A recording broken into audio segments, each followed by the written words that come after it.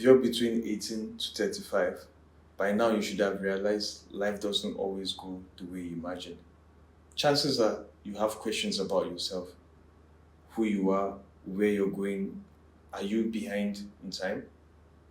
Well, in this video, we'll be discussing 5 truths every young adult must know before 35. So, number 1 is prioritize your relationship with God. Can you talk more about that? Okay. So the way I see it, going without God is like watering the leaves of a plant and leaving the roots. Right?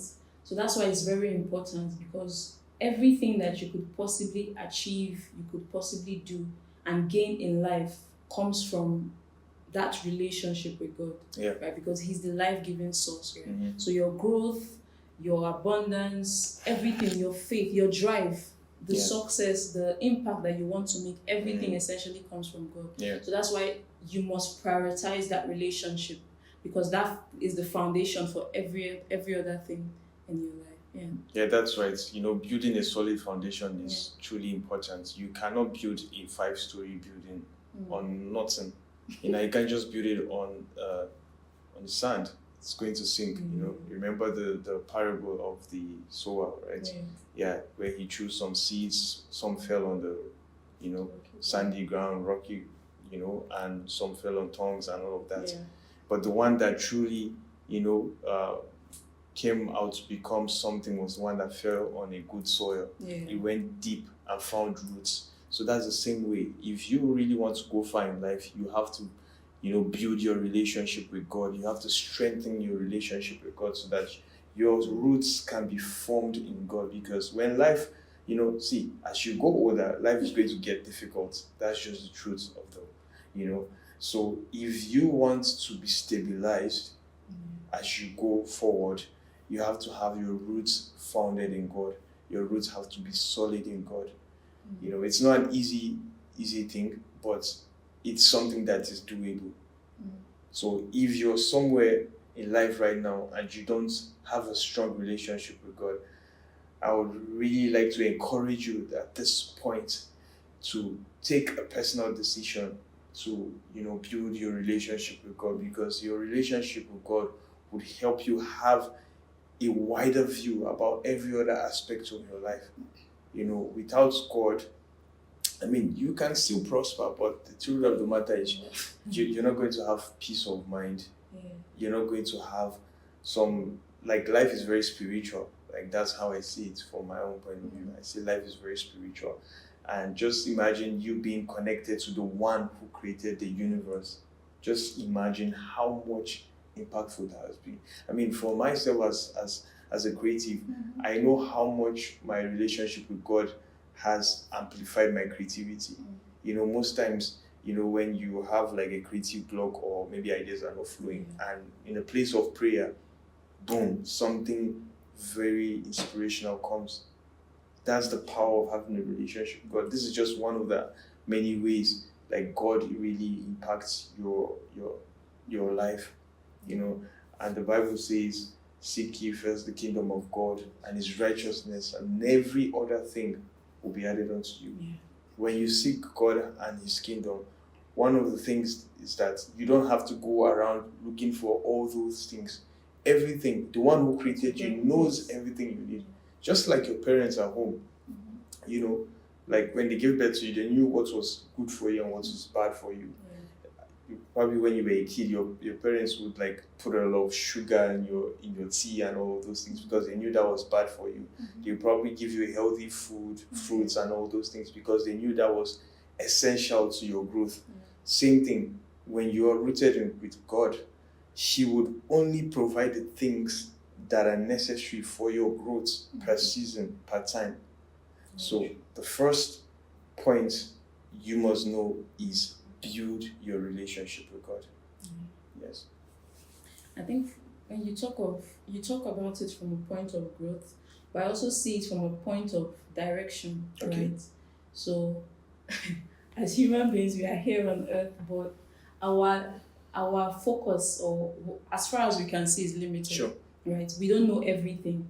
So a relationship with God, ultimately, you're interacting with the one who is the way, right? So everywhere that you can, like, because he's the one directing you, and he is the way, he knows the way, everything that it's literally in him. The way, the so truth. yes, and the life, right? So even when you get stuck, that relationship, you will always find a way out. You should just say, I mean, just saying that alone, just kind of rang a bell. The way, the truth, and the life. Like, think of it, the way, the truth, and the life. Like, when you find your way, like, the truth starts unveiling itself, and your life is built. Yeah, that's just literally so powerful. Really, that's powerful. Yeah. So I said yes. I think that point is yeah. We just hope that you would really just take this to action, because it's enough for you. It's one thing for you to know about it. Yeah. It's one thing for you to understand, and it's another thing for you to take action. So yeah. That's true. Very true. So the second thing we have is identity before influence. What do you have to say about this? Okay.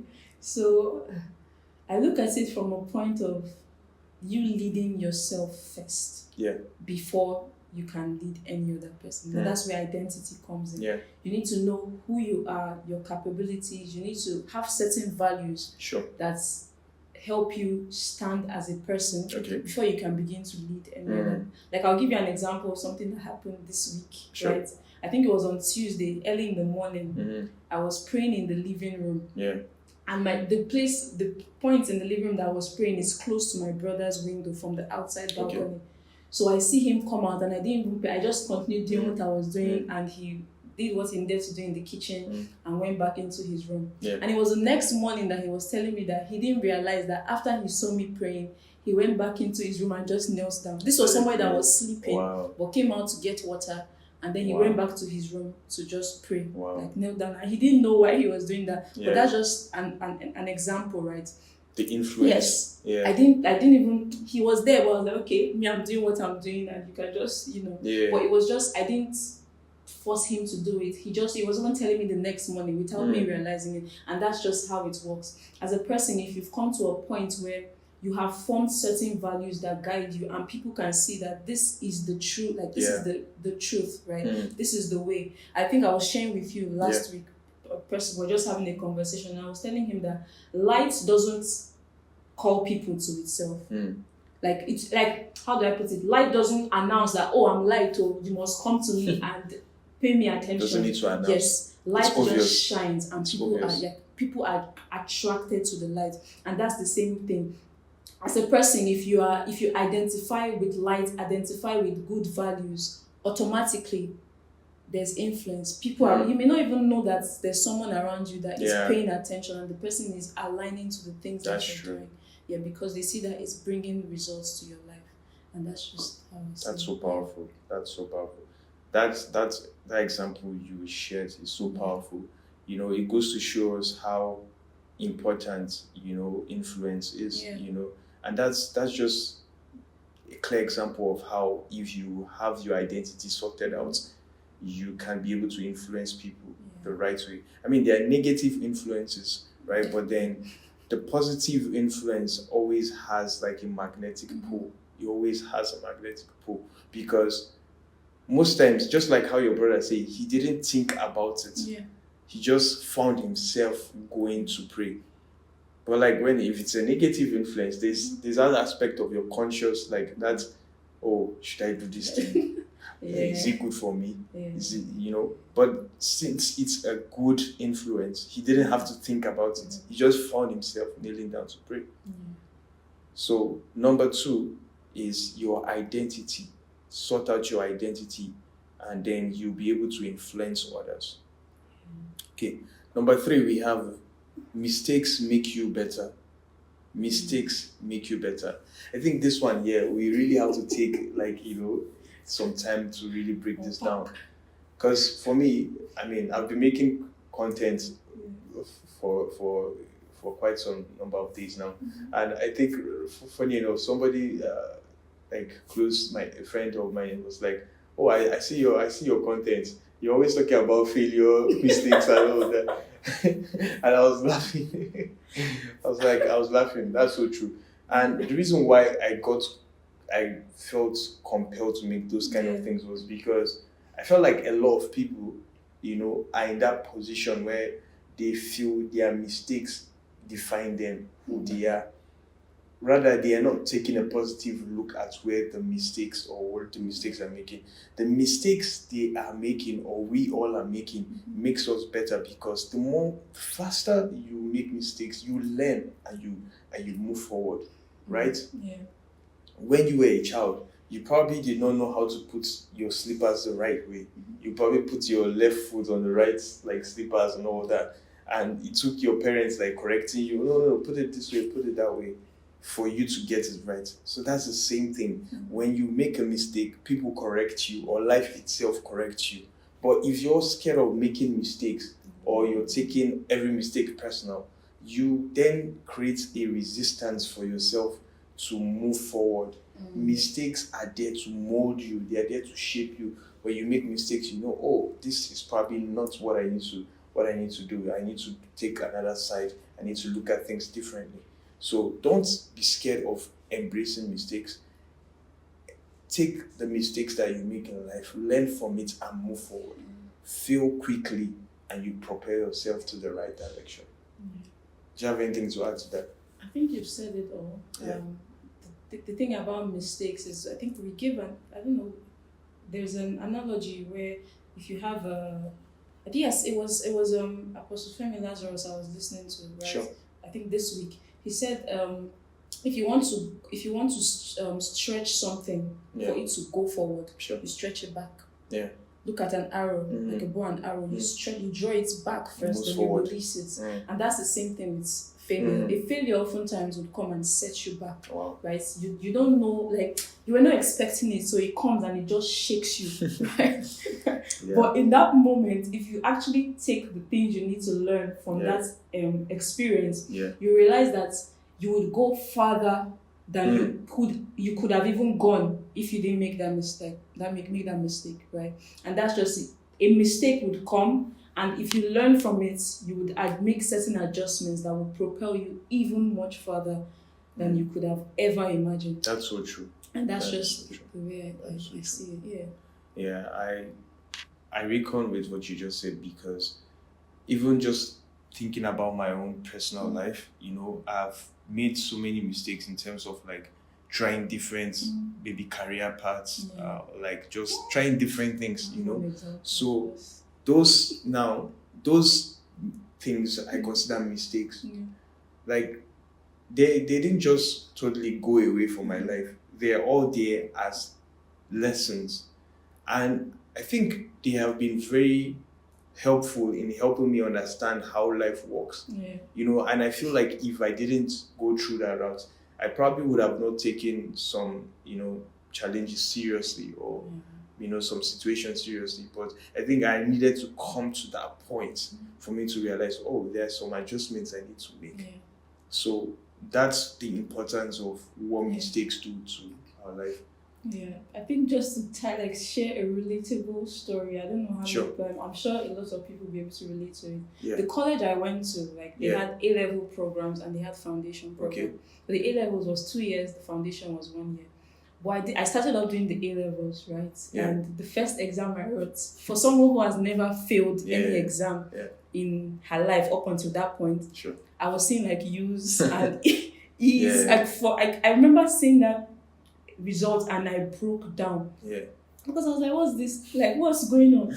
So the college advised me that is either I go and do just carry on doing the second year, but I'll still have to retake the first year of the exams that I had failed, or I switch to foundation and just start afresh. And I knew that I could not go through that rigor of studying and then still writing the exams. So I opted for the foundation, right? Just to do that 1 year. And what the change what I realized was, because the A-levels exams were usually in January, so you go on a break before you come back.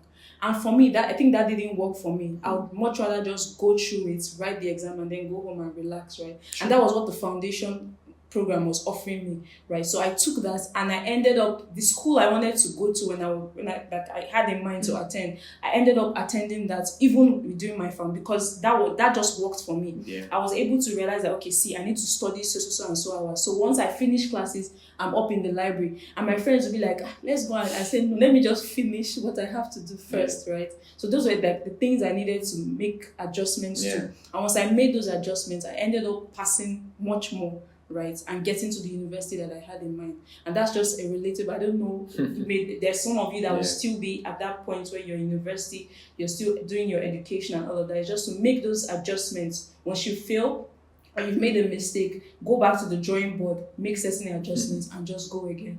Yeah, amazing. That's so amazing. Yeah, at number 4, we have build meaningful relationships.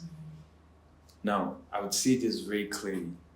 Your circle will shape your future. The people you keep around you will determine how far you go in life. You know, like we said in the last video, if you have, 4 foolish friends, you probably did not count clearly.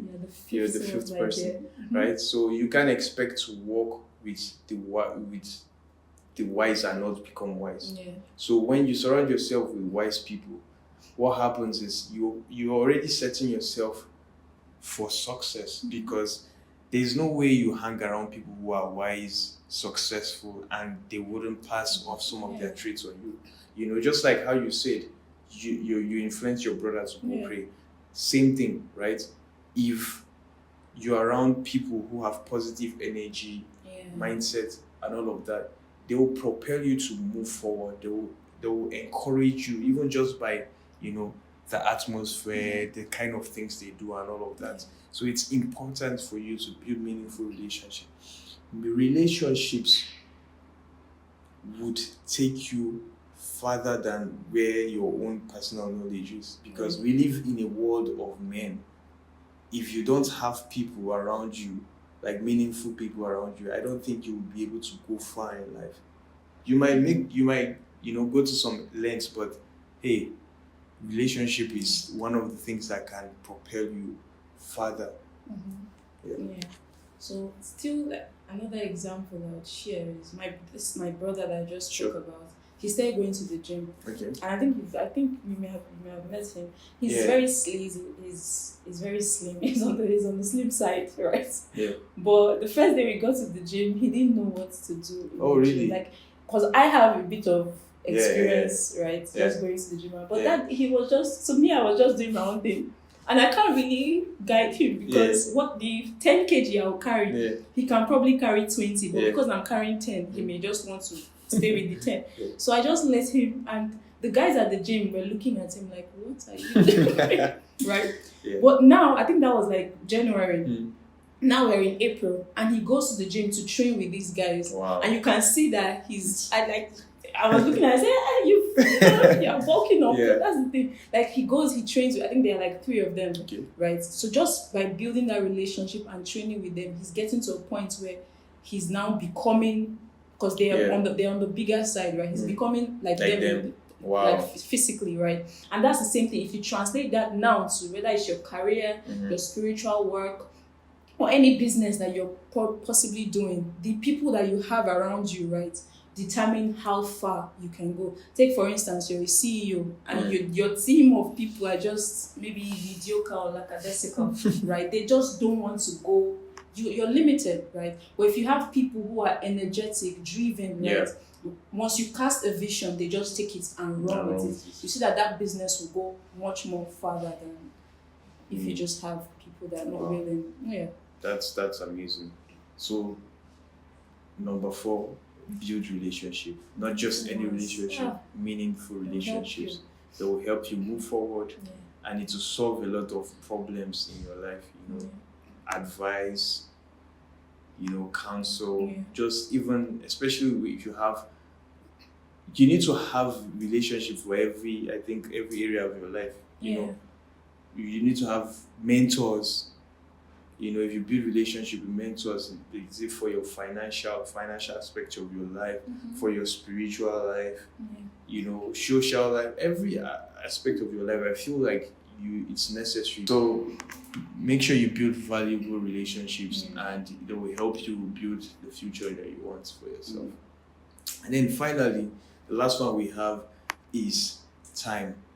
Spend your time wisely. Time is a very limited asset we have. We have only 24 hours in a day.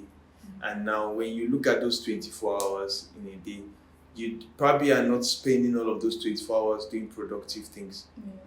Those hours are probably spent doing, like, maybe you're sleeping, and then you're eating, all of that. So if you subtract all those hours where you're not being active, sometimes you should just want to lay down and just. And you check the hours that are left. And if the hours that are left are not being spent in the wise areas, or are not being invested wisely, you realize that your whole life is just going to be a mirage, because you're not doing the right things that you need to be doing. You need to spend time, just like how you're spending money. You don't just go out and anything you see on the road and you buy. So that's the same way you also need to think about time. Also, you need to think about time in that aspect, because from every point in your life, from when you were in your high school to the point where you finish high school, the way you spend your time should be different from how when you get to the university to when you graduate. It should be spent differently. And even when you graduate from university and now you're working, those times and seasons, they have their different, things you need to be doing. So at that point, you need to understand what point or what season of life am I in. You need to ask yourself that question right now. What season of life am I in? What are the things I need to be doing? Where should I channel most of my money, most of my time to? Just like how you're doing a budget, for if you're someone who uses budget, to go to the market or do anything, you put most of the money in areas where maybe things that are much valuable, because these are necessities in the house, right? Same thing. Your time needs to be spent in the area of your necessities in your life. That is, for me, I would say spirituality, your growth, like mentally, physically. Those are the areas where you need to invest a lot of your time. You can't be spending time just whiling away, watching movies, lying down. Even though that's good, you need to rest, but then you can't be resting when you've not done anything. What are you resting from? Come on, let's be realistic. You can't rest from nothing. You can't rest from nothing. You have to rest when you've worked hard. At this point, wherever point you are, between 18 to 35, you must look yourself in the mirror and tell yourself the truth. Am I really spending my time wisely? Am I doing the things I need to do? Because the truth of the matter is, by the time you clock 35, I'm not there yet, but I know by the time you clock 35, there are some things that you will not be able to do, because you won't even have the leisure to do those things. By then, maybe you would have had a family, you have kids and all of that. So you won't even have the time to pray as much as you need to pray. You won't have the time to study as much as you need to study. Especially maybe if you're a woman or a lady out there, you would have kids. You have to take care of those kids. And if you're a man, you probably have to go, get, resources to take care of the house. You see, there won't be time. But now that you have time in your young age, you need to invest it wisely, doing the right things. I think the Bible says, teach us to number our days that we may apply our hearts to wisdom. Right? So, essentially, when you talk about time, you mentioned something, spend more time on the things that are most valuable for you. Right?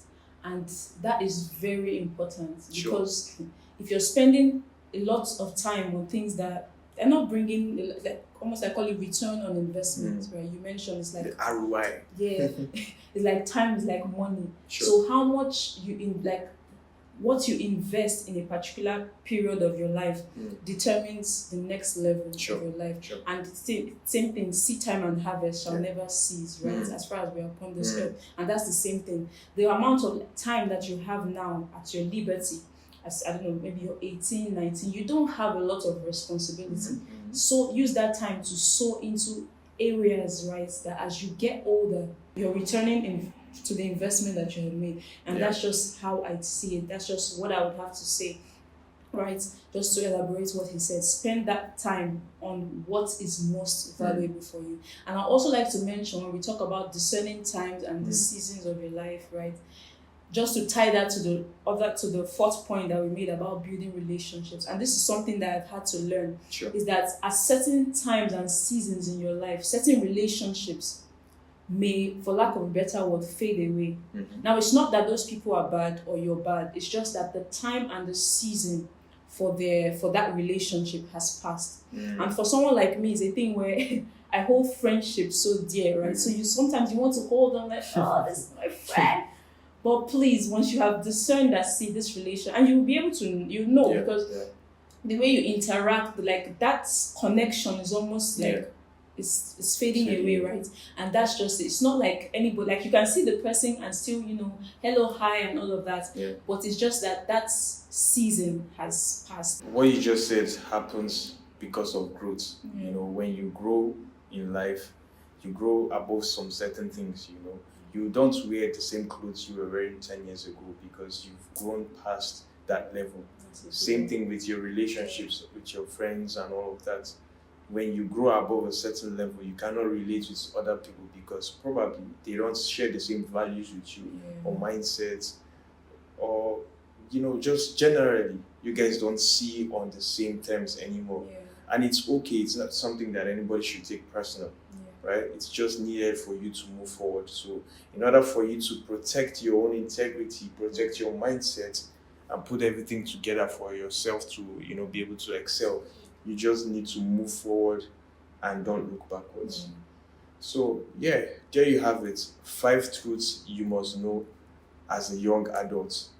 I believe if you take everything we've stated here with a grain of salt and apply it in your life, you begin to see drastic results in your life, and it will help you to maximize and take control of time.